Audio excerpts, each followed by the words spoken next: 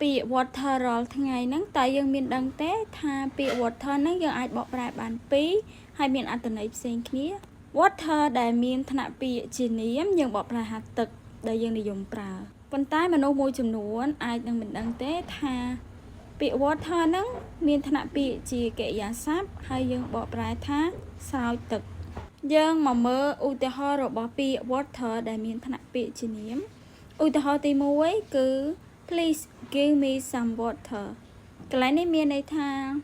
សូមមេត្តាឲ្យទឹកមកខ្ញុំខ្លះឧទាហរណ៍ទី2 The water is hot មានន័យថាទឹកគឺក្តៅចំពោះពាក្យ water ដែលមានថ្នាក់ពាក្យជាកិរិយាសព្ទដែលយើងបកប្រែថាស្រោចឧទាហរណ៍ទី1 I water the flowers every day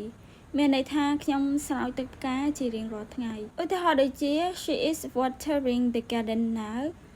ឧទាហរណ៍នេះមានន័យថានាងកំពុងតែស្រោចទឹកនៅក្នុងសួនច្បារ